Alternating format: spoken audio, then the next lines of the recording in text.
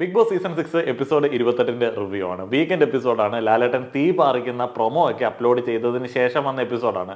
ഗംഭീര പെർഫോമൻസ്. ഈ അടുത്ത കാലത്ത് ലാലേട്ടൻ്റെ ഇത്ര മികച്ച പെർഫോമൻസ് ഞാൻ കണ്ടിട്ടില്ല.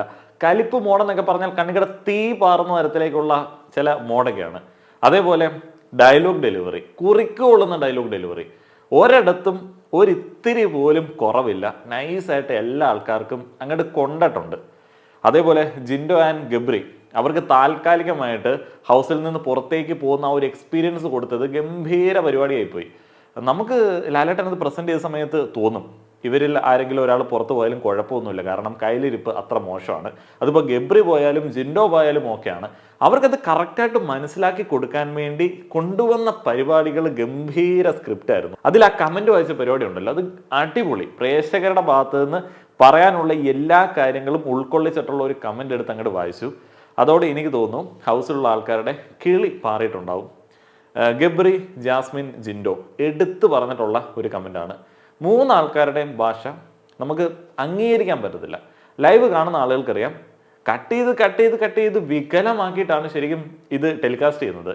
ഇപ്പോൾ ഈ റാസ്കൽ എന്ന് പറയുന്ന ഒരു വേർഡ് അപ്സര യൂസ് ചെയ്യുന്നു. എൻ്റെ പൊന്നെ, 2-3 ആഴ്ചയായിട്ട് റാസ്കൽ എന്ന് പറയുന്ന ഒരു വേർഡ് അപ്സര യൂസ് ചെയ്തെന്ന് പറഞ്ഞിട്ട് അപ്സരയുടെ പുറകെ നടക്കുകയാണ് കണ്ടസ്റ്റൻസ്. എന്നാൽ ഇവരൊക്കെ പറയുന്ന വാക്കുകളുണ്ടല്ലോ, നമുക്ക് ഈ ചുണ്ടനക്കത്തിൽ കൂടെയും പകുതി ഇതിൽ കൂടെ മനസ്സിലാക്കുമല്ലോ, അതൊന്നും നമുക്ക് ഒട്ടും അംഗീകരിക്കാൻ പറ്റാത്ത വാക്കുകളാണ്. അതിനോടൊന്നും ഇവർക്ക് ഒന്നും പറയാനില്ല. എന്നിട്ട് അപ്സര റാസ്കൽ എന്ന് പറയുന്ന വേർഡ് ഉപയോഗിച്ചു എന്നൊക്കെ ഒരു മടിയില്ലാതെ വന്ന് പറയുകയാണ്. സേഫ് ഗെയിമേഴ്സ് ആണ് മിക്കവാറുമുള്ള ആൾക്കാർ. അവർക്ക് എന്ത് ഫീൽ ചെയ്യും, ഇവർക്ക് എന്ത് ഫീൽ ചെയ്യും എന്നൊക്കെ വിചാരിച്ചിട്ടാണ് എല്ലാ ആൾക്കാരും ഗെയിം കളിക്കുന്നത്. അതേപോലെ ഈ ജാസ്മിൻ്റെയും ഗബ്രിയുടെയും ആ ഒരു ഓവർ കോൺഫിഡൻസ് തീർത്തു കൊടുത്തു. ജിൻഡോയുടെ ഓവർ കോൺഫിഡൻസും തീർത്തു കൊടുത്തിട്ടുണ്ട്. ജിൻഡോ ഇന്നും കൂടെ വാണിംഗ് കിട്ടിയിട്ടില്ല എന്നുണ്ടെങ്കിൽ കഴിഞ്ഞ 2-3 ആഴ്ചയായിട്ട് വെറുപ്പിച്ചുകൊണ്ടിരിക്കുന്ന അതേ അപ്രോച്ചിൽ മുന്നോട്ട് പോകാൻ സാധ്യത ഉണ്ടായിരുന്നു. പിന്നെ ഞാനൊരു കാര്യം ഭയങ്കരമായിട്ട് പേടിച്ചു. ഇപ്പോൾ ഇവർ രണ്ടുപേര് പോയിട്ടുണ്ടെന്നുണ്ടെങ്കിൽ ചലഞ്ചേഴ്സ് ആയിട്ട് വരുന്ന ആൾക്കാർ ആകെ മൊത്തത്തിൽ ചെതറിപ്പോകും. കാരണം അവരുടെ ഏറ്റവും വലിയ ടാർഗറ്റാണ് ജിൻഡോ ആൻഡ് ജാസ്മിൻ ഗബ്രിയൊക്കെ.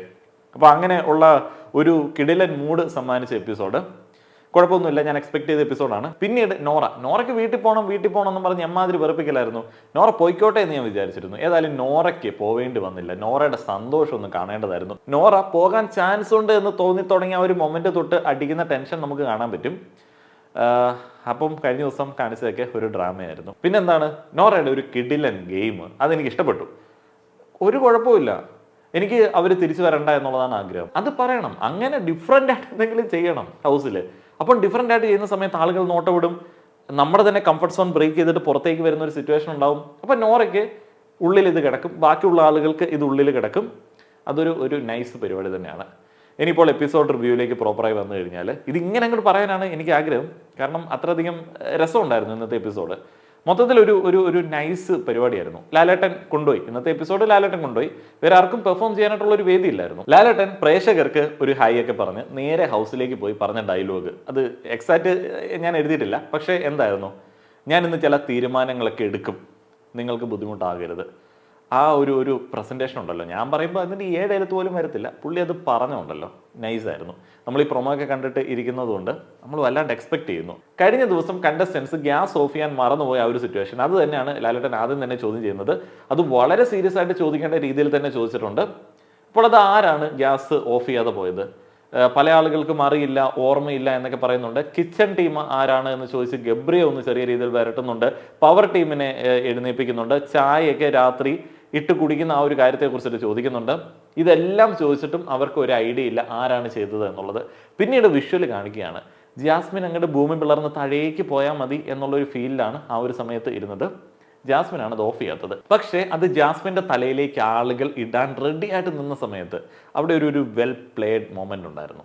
അത് ജാസ്മിൻ്റെ തലയിലേക്ക് മാത്രം ഇടണ്ട എന്നുള്ളൊരു അപ്രോച്ച്, അത് നൈസായിരുന്നു. കാരണം ചുറ്റുപാടും അത്രയധികം ആളുകളുണ്ട്. അതിൽ വലിയ പണീഷേഴ്സ് ആയിട്ടുള്ള ജിൻഡോ, റസ്മിനെ പോലെയുള്ള ആളുകളുണ്ട്, പവർ ടീമിലെ ആളുകളുണ്ട്, അങ്ങനെ ക്യാപ്റ്റൻ ജാൻമണി ഉണ്ട്.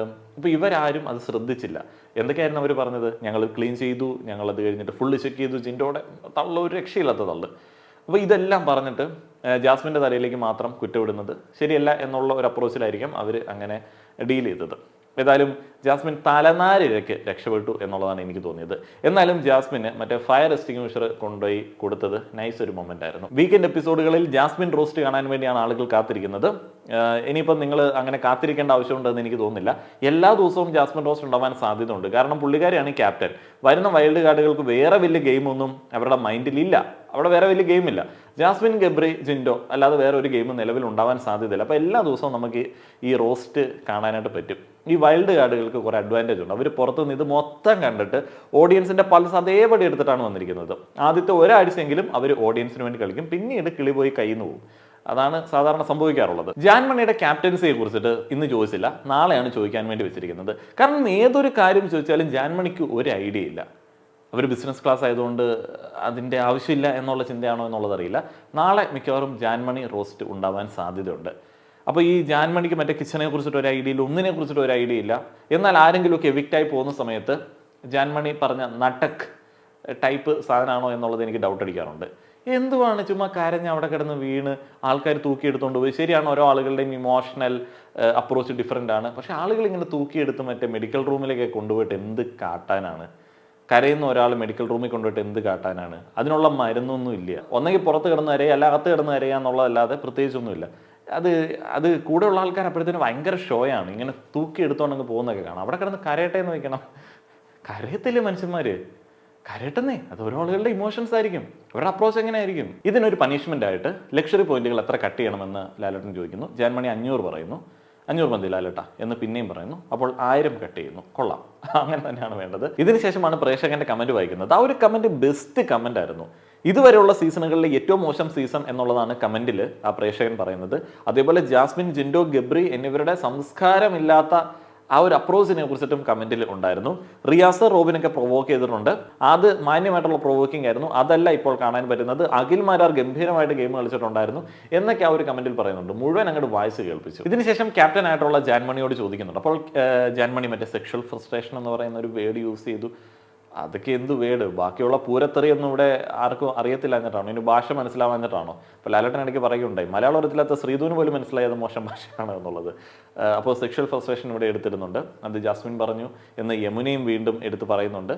അപ്പോൾ അത് എന്തുകൊണ്ടാണ് പറഞ്ഞതെന്നുള്ളത് ചോദിക്കണം. കാരണം എന്തെങ്കിലും അൺകംഫർട്ടബിൾ ആയിട്ടുള്ള മൊമെൻ്റ് ഉണ്ട് എന്നുണ്ടെങ്കിൽ അത് പരാതിപ്പെടണം. അല്ലാതെ ഒരാൾ സെക്ഷലി ഫ്രസ്ട്രേറ്റഡ് ആണ് എന്നൊക്കെ പറയുന്നത് വളരെ മോശമായിട്ടുള്ളൊരു ആരോപണമാണ്. അത് ഏതൊക്കെ തരം കഥകൾ നിങ്ങൾ കേട്ടിട്ടുണ്ട് എന്നുണ്ടെങ്കിലും ജിൻഡോയെ കുറിച്ചിട്ട് വലിയ ആരോപണങ്ങൾ പുറത്തു വരുന്നുണ്ട്. നമുക്ക് നല്ല പറ്റുന്ന തരത്തിലേക്കുള്ള ആരോപണങ്ങൾ ജിൻഡോയെ കുറിച്ചിട്ട് പുറത്തുണ്ട്. പക്ഷെ അത് കണ്ടസ്റ്റൻസിന് അറിയോ അറിയത്തില്ലയോ എന്നുള്ളതല്ല, അത് പുറത്തുള്ള കാര്യങ്ങൾ അകത്ത് പറയണ്ട. ഏതായാലും ജിൻഡോയെ കുറിച്ചിട്ട് വരുന്ന ആരോപണങ്ങൾ വളരെ സീരിയസ് ആണ്. അത് നിങ്ങളൊന്ന് ജസ്റ്റ് ഒന്ന് സെർച്ച് ചെയ്ത് കഴിഞ്ഞാൽ കേൾക്കാനായിട്ട് സാധിക്കും. അതെന്തെങ്കിലും ആയിക്കോട്ടെ, നമുക്കത് പറയേണ്ട ആവശ്യമില്ല. അപ്പം ഇത് കണ്ടസ്റ്റൻസ് ഒരു പബ്ലിക് പ്ലാറ്റ്ഫോമിൽ അങ്ങോട്ടും ഇങ്ങോട്ടും വിളിച്ച് ആരോപിക്കേണ്ട ഒരു സംഗതിയല്ല. അപ്പോൾ അത് ഒരു അനുഭവം ഉണ്ടായിട്ടുണ്ടെങ്കിൽ അത് ജെന്യൂൻ ആണെന്നുണ്ടെങ്കിൽ അത് പറയേണ്ട രീതി ഇങ്ങനെയല്ല. അപ്പോൾ അത് വളരെ റോങ് ആയിട്ടുള്ള ഒരു വേർഡ് തന്നെയാണ്. ജാൻമണി ഇത് പറയുന്നുണ്ട്. അപ്പോൾ ജാൻമണി പറയുമ്പോൾ ജാൻമണി വിചാരിക്കുന്നത് ബാക്കി എല്ലാ ആൾക്കാരും മാന്യതയില്ലാത്ത ആൾക്കാർ, താനൊരു മാന്യ അദ്ദേഹം എന്നുള്ളതാണ്. ജാൻമണിയും വളരെ മോശമായിട്ടുള്ള ഭാഷയാണ് യൂസ് ചെയ്യുന്നത്, ഭയങ്കര മോശമായിട്ടുള്ള ഭാഷയാണ് യൂസ് ചെയ്യുന്നത്. പക്ഷെ ജാൻമണി അവിടെ മാന്യത അഭിനയിക്കാൻ ശ്രമിക്കുന്നുണ്ട്. ഇതിനുശേഷം ജിൻഡോ പറയുന്നു, ലാലേട്ടാ ഞാൻ അങ്ങനെ ഒരു വാണിംഗ് കിട്ടിയതിന് ശേഷം മോശം വാക്കുകൾ യൂസ് ചെയ്തിട്ടില്ല. ജിൻഡോ അവസാനം വരെ സമ്മതിക്കുന്നില്ല അങ്ങനെ മോശം വാക്കുകൾ യൂസ് ചെയ്തില്ല എന്നുള്ളത്. പക്ഷേ ജിൻഡോ പറയുന്ന ഒരു കോമഡി ഉണ്ട്, ജസ്റ്റ് ഒന്ന് തന്തയ്ക്ക് വിളിച്ചതേ ഉള്ളൂ എന്നുള്ളത്. ജസ്റ്റ് ഒരു തന്തയ്ക്ക് വിളി. ഗബ്രി അപ്പോഴത്തേന് മിടുക്കൻ ചമ്മഞ്ഞു. ശരിയാണ് ലാലേട്ടാ, ഞാൻ അങ്ങനെ ചെയ്തിട്ടുണ്ട്, കൂടുതൽ മാന്യനൊന്നും ആവണ്ട, തെറ്റുകൾ സമ്മതിച്ചതെന്ന് പറഞ്ഞതും കുറിക്ക് കൊണ്ടു. അതിനുശേഷം അവിടെ നിരത്തി വെച്ചിരിക്കുന്ന അഡൾട്ട് ഒള്ളി ടാഗുകൾ കണ്ടസ്റ്റൻസ് ഏറ്റവും കൂടുതൽ മോശം വാക്കുകൾ ഉപയോഗിക്കുന്ന ആൾക്ക് ചാർത്തി കൊടുക്കുക. അപ്പോൾ കണ്ടസ്റ്റൻസ് ഓരോ ആളുകളായിട്ട് വന്ന് ചാർത്തുകയാണ്. അപ്പോൾ ഋഷി വന്നിട്ട് ഗബ്രിയാണ് ഇത് അണിയിക്കുന്നത്. പ്രൊവോക്ക് ചെയ്തു, തെറിവാക്കുകൾ യൂസ് ചെയ്യുന്നു എന്നുള്ളതാണ് ഋഷി പറയുന്ന കാരണം. അൻസിബ ജിൻഡോയാണ് ഇത് ചാർത്തുന്നത്. അൻസിബ പറയുന്ന ഒരു കാര്യമുണ്ട്, പല ഭാഷയിലുള്ള പല വാക്കുകളുടെ അർത്ഥമൊക്കെ ജിൻഡോ ഇവിടെ വന്ന് പറയാറുണ്ട്. അൻസിബയ്ക്ക് എന്നും പറയാൻ വ്യത്യസ്തമായിട്ടുള്ള പോയിന്റുകൾ ഉണ്ടാവും. ആ ഒരൊറ്റ പോയിന്റിലാണ് പണ്ട് രതീഷ് പുറത്തേക്ക് ഇറങ്ങിപ്പോയത്. ഞാനും ഈ കാര്യം കേട്ടിട്ടില്ല. എന്ന് വെച്ചാൽ നമ്മുടെ ജിൻഡോ ആരെങ്കിലും ഏതെങ്കിലും വേർഡ് യൂസ് ചെയ്യുന്ന സമയത്ത് അതിന് വേറൊരു മീനിങ് ഉണ്ട്, അത് ഈ തരത്തിൽ അശ്ലീല ഒരു മീനിങ് ആണ് എന്നൊക്കെ പറഞ്ഞു കൊടുക്കാറുണ്ട് പോലും. ശ്രീധു ജിൻഡോനെയാണ് അണിയിക്കുന്നത്, ബാഡ് വേർഡ്സ് യൂസ് ചെയ്യാറുണ്ട്. അപ്പോൾ ലാലേട്ടൻ ചോദിക്കുന്ന ഒരു കാര്യമുണ്ട്, മലയാളത്തിലത്തെ ശ്രീധുവിന് വരെ മനസ്സിലായല്ലേ അത് ബാഡ് വേർഡ്സ് ആണെന്നുള്ളത്. എന്ത് നീളത്തിലാണ് ഇവർ തെറി വിളിക്കുന്നത്, ലൈവ് ആണെന്ന് ആളുകൾക്കറിയാം. അപ്സര ജിൻഡോനെയാണ് അണിയിക്കുന്നത്, ശരണ്യ ജിൻഡോനെയാണ് അണിയിക്കുന്നത്, നോറ ഗബ്രിയാണ് അണിയിക്കുന്നത്, അപ്പോൾ ഈ ശരണ്യ ജിൻഡോനെ അണിയിക്കുന്ന സമയത്ത് പറയുന്ന ഒരു സാധനം വളരെ സീരിയസ് ആണ് കേട്ടോ. ഒരു ബാഡ് ടച്ചിനെ കുറിച്ചിട്ട് പറയുന്നുണ്ട്. അൺകംഫർട്ടബിൾ ആയി എന്ന് ശരണ്യ പറയുന്നുണ്ട്. ജിൻഡോയ്ക്ക് അത്തരത്തിലുള്ള ആരോപണങ്ങൾ ഉണ്ട്, ഓൾറെഡി ഉണ്ട്. അപ്പോൾ അതിനെക്കുറിച്ചിട്ടും ഇങ്ങനെ പുറത്ത് വാർത്തകളൊക്കെ ഉണ്ട്. അപ്പം അത് ശരിക്കും പറഞ്ഞാൽ അത് കുറച്ചും കൂടെ കഴിയുമ്പോഴത്തേന് അത് ബിഗ് ബോസിന് ചീത്തപ്പേരാവുക എന്നുള്ള ഒരു ഡൗട്ട് എനിക്കുണ്ട്. കാരണം കണ്ടസ്റ്റൻസിന് ഏതൊരു തരത്തിൽ ഇങ്ങനെയുള്ള ആരോപണങ്ങൾ നിലനിൽക്കുന്ന ഒത്തിരിയധികം കംപ്ലയിൻസ് ഉള്ള ഒരാളെ കൊണ്ട് നമ്മൾ അതിനെക്കുറിച്ച് പറയേണ്ട വിട്ടേക്കാം. എന്നാലും അതത്ര സീരിയസ് ആയതുകൊണ്ടാണ് എൻ്റെ മൈൻഡിലേക്ക് ഇങ്ങനെ കയറി വരുന്നത്. നോറ ഗബ്രി അണിയിക്കുന്നു. നോറയ്ക്ക് ഏറ്റവും കലിപ്പ് ആരോടാണ്? ഗബ്രിയോടും ജാസ്മിനോടുമാണ്. റസ്മിൻ ജിൻഡോനെ അണിയിക്കുന്നു. വീട്ടുകാരെ നാട്ടുകാരെയൊക്കെ ഇയാൾ പറയാറുണ്ട് പോലും. അർജുൻ ജിൻഡോനെ അണിയിക്കുന്നു.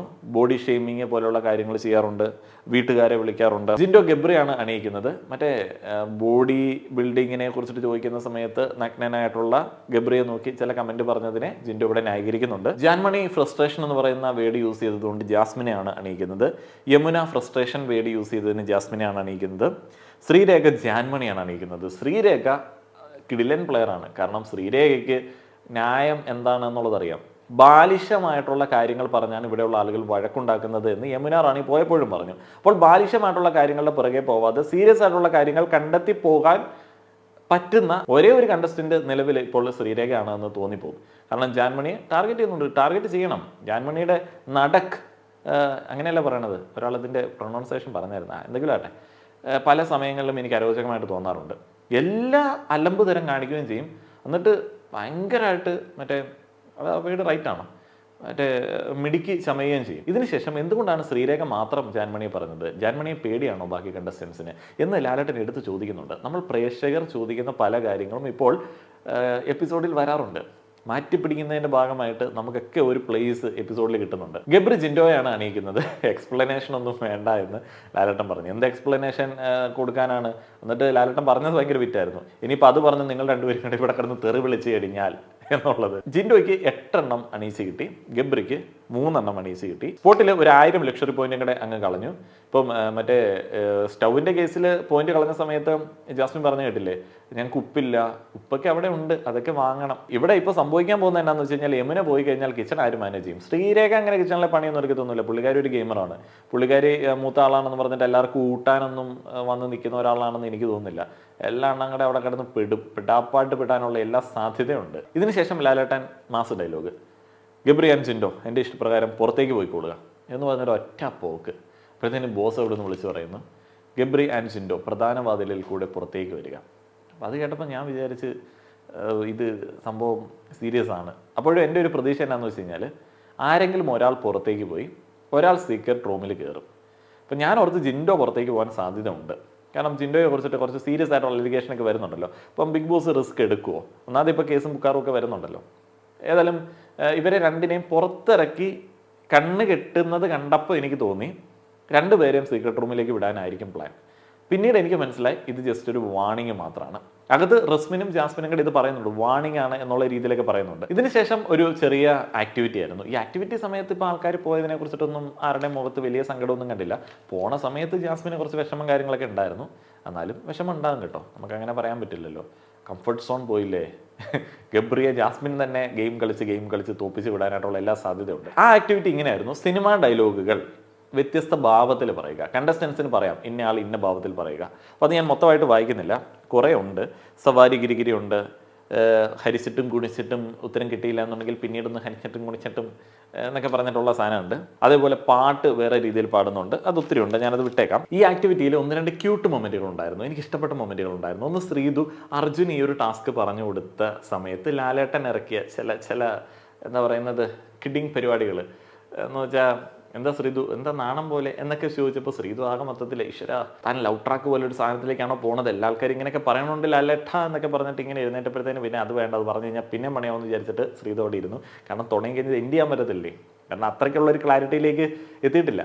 അപ്പോൾ അർജുനും ആകെ മൊത്തത്തിൽ ഒരു നാണവും പരിപാടി. അൻസിബ പേടിച്ചരണ്ടിട്ടാണ് ഡയലോഗ് പറയേണ്ടത്. അപ്പുക്കുട്ട തൊപ്പിക്കാര എന്ന് പറയുന്ന ഒരു പാട്ടാണ് പേടിച്ചരണ്ടിട്ട് പറയേണ്ടത്. മാറിപ്പോയിട്ടുണ്ടെങ്കിൽ ക്ഷമിക്കുക, ഞാനതിനകത്തെ സാധനം പറയാം. എന്താണെന്ന് വെച്ച് കഴിഞ്ഞാൽ പേടിച്ചരണ്ട എക്സ്പ്രഷൻ കണ്ടപ്പോഴത്തേന് വരുൺ ചെത്ത സമയത്ത് അൻസിബ നിന്ന് അതേ എക്സ്പ്രഷനായിട്ട് എനിക്ക് ഫീൽ ചെയ്തു. എനിക്ക് മാത്രമാണോ നിങ്ങൾക്കും അങ്ങനെയാണോ എന്നുള്ളത് അറിയാൻ ആഗ്രഹം. അതിനുശേഷം ലാലേട്ടൻ ജിൻഡോ ആൻഡ് ഗബ്രിയോട് സംസാരിക്കുകയാണ്. ജിൻഡോയുടെ സകലതും പോയി. ജിൻഡോ ആകെ മൊത്തത്തിൽ കൈകൂപ്പിയൊക്കെ നിന്ന് എൻ്റെ പൊന്നു ലാലേട്ട അങ്ങനെ ആവർത്തിക്കത്തില്ല എന്നൊക്കെ പറഞ്ഞു. പക്ഷെ അപ്പോഴും ജിൻഡോ പറയുന്ന ഒരു കാര്യമുണ്ട്, ഞാൻ വിളിച്ചിട്ടില്ല. അത് ജിൻഡോയുടെ ഒരു പ്രശ്നമാണ്. ജിൻഡോയ്ക്ക് തിരിച്ചറിയാൻ പറ്റുന്നില്ല, തൻ്റെ കയ്യിലിരിപ്പ് തിരിച്ചറിയാൻ പറ്റുന്നില്ല. ഞാൻ അങ്ങനെ മോശം വേർഡ്സ് യൂസ് ചെയ്തിട്ടില്ല. എന്ത് കോൺഫിഡൻ്റ് ആയിട്ടാണ് ജിൻഡോ അങ്ങനെ പറയുന്നത്. അതേപോലെ കഴിഞ്ഞ ദിവസം റസ്മിനെ വലിയ രീതിയിൽ ഉപദേശിച്ച ജിൻഡോയാണേ. ലാലേട്ട എപ്പിസോഡ് കണ്ടോ എന്ന് ചോദിച്ചതിന് റസ്മിനെ വലിയ രീതിയിൽ ഉപദേശിച്ച ജിൻഡോ ആണ്. ലാലേട്ടനോട് മര്യാദയില്ലാതെ സംസാരിച്ചു എന്നൊക്കെ പറഞ്ഞ്. ഇന്ന് ലാലേട്ടനോട് ജിൻഡോ പറയാണ്, ലാലേട്ട ഒന്ന് കണ്ടു നോക്കില്ല ലാലേട്ട, ആ വീഡിയോ നിങ്ങൾ കാണാത്തതുകൊണ്ടാണെന്നൊക്കെ പറഞ്ഞു. ഗബ്രി ഒന്നും മിണ്ടിയില്ല.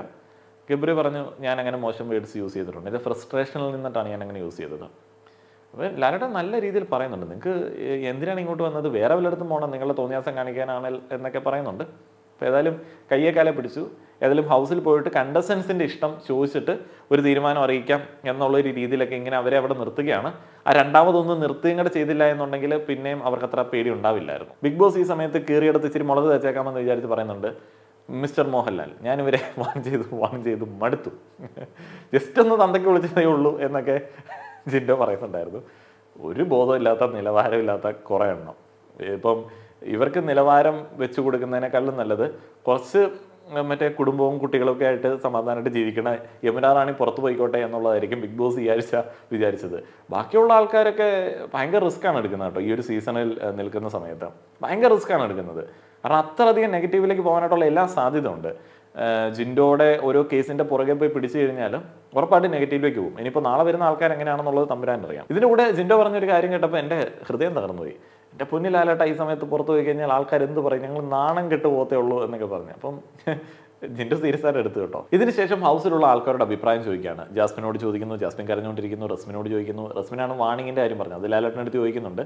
അപ്പോൾ എന്താണ് നിങ്ങളുടെ അഭിപ്രായം, ഒരു ചാൻസും കൂടെ കൊടുക്കണോ? പല ആളുകൾക്കും വലിയ താല്പര്യമൊന്നുമില്ല, എന്നാലും സേഫ് ഗെയിമേഴ്സ് ആണല്ലോ. അപ്പോൾ അവർ പറഞ്ഞു, റിയസ് അങ്ങോട്ട് പറഞ്ഞു. അപ്പം നോറ പറഞ്ഞു, എനിക്ക് അവരെ തിരിച്ചു കൊണ്ടുവരണം എന്നില്ല.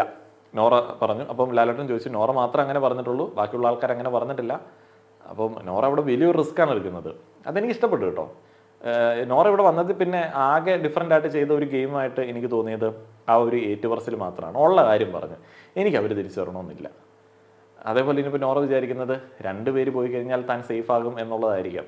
3 ആൾക്കാരെയൊക്കെ ഒരാഴ്ച വിടുമോ എന്നുള്ള ചിന്തയായിരിക്കാം. ഇതിനുശേഷം ജിൻഡോ ആൻഡ് ഗബ്രിയെ ഹൗസിലേക്ക് തിരിച്ചു കൊണ്ടുവരികയാണ്. ഇന്നത്തെ എവിക്ഷൻ പ്രക്രിയ ഭയങ്കര രസമുണ്ടായിരുന്നു. ഡയസ് കറക്കി എറിയുക. അപ്പോൾ മോളിൽ വരുന്ന കൗണ്ട് നോക്കിയിട്ട് ആ ഒരു കൗണ്ട് ഒട്ടിച്ചിരിക്കുന്ന സ്റ്റിക്കർ ഇളക്കുക. അപ്പോൾ അതിൻ്റെ താഴെയുള്ള ആൾ സേവ് ആണ്.